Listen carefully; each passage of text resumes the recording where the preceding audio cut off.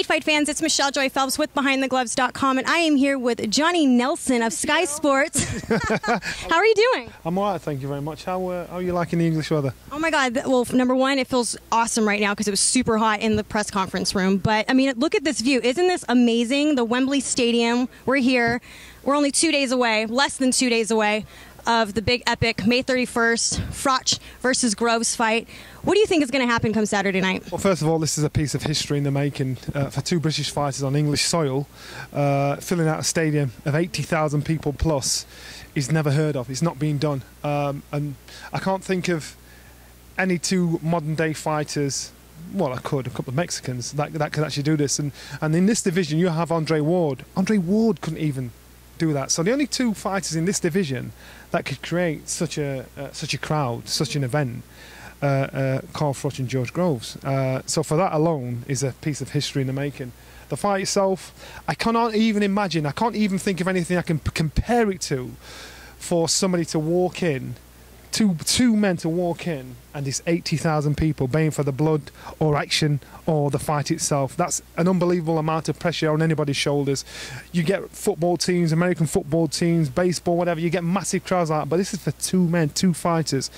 You can't compare it to anything, and that's why for this, it's going to be a different kind of pressure for both of them because they know everything's on the line. Bragging rights, pride, titles. The first time that they fought, did you ever imagine that there would be a second fight like this and at this level? Well, look at this. George Groves keeps using the line as the reasons for everything. He complained about Howard Foster's decision to stop the fight, and actually, the reason for everything is this. Because he stopped the fight, this is what's happened.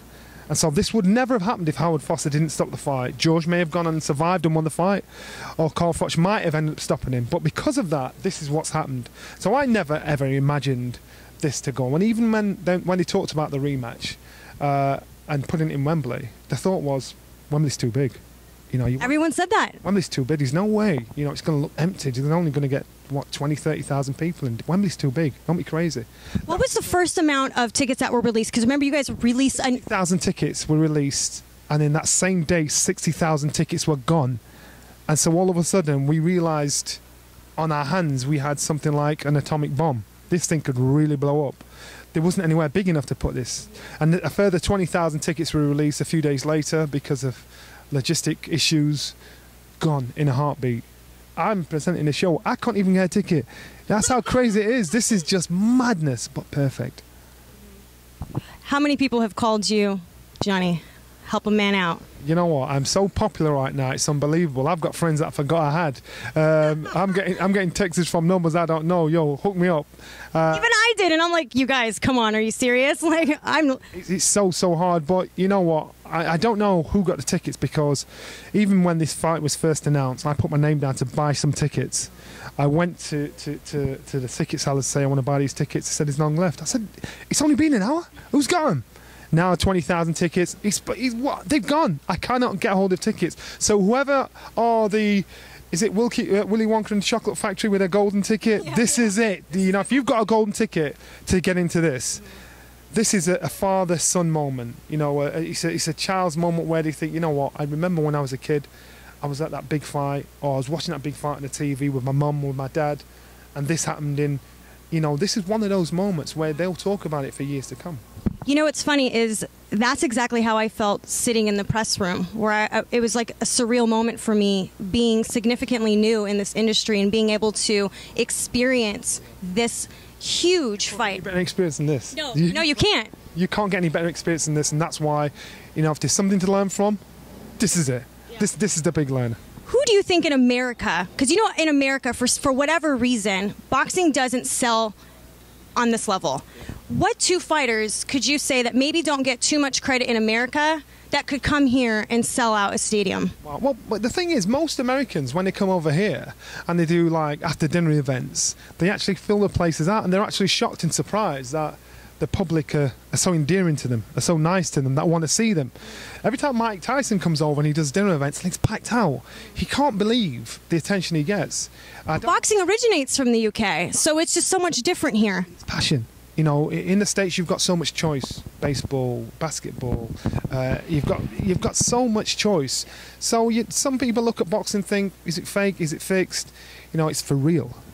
That's why boxing's so different now. And in England, you know, it's for real. If you're faking it, you will get exposed in a heartbeat.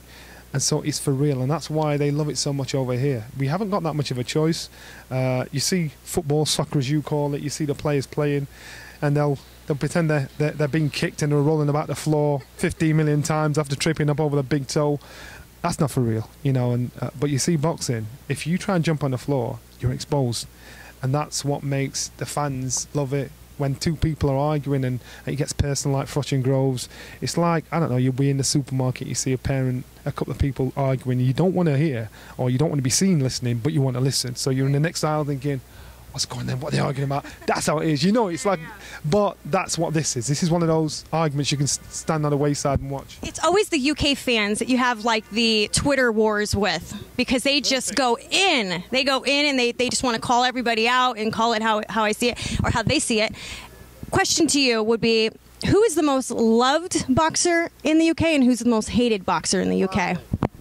Woo. Well, right now, without these two fighters, out of Froch Groves, before the fight, it was Froch. He was loved, he was adored. After the fight, he was hated, and maybe he wasn't humble enough in beating George Groves. He wouldn't give him any credit, and he had to have a serious word with himself, as if to say, I need to give this guy some credit. George Groves, he's kind of turned the public's opinion around, because after getting the sympathy of many people after the fight, now he's a hunter that's been spotted. So you know what artillery he's got. You know what his intentions are. He's no longer got the art of surprise. So some people love him, some people loathe him. But for Carl, I think he's the one where the public's turned on him, and it hurts him.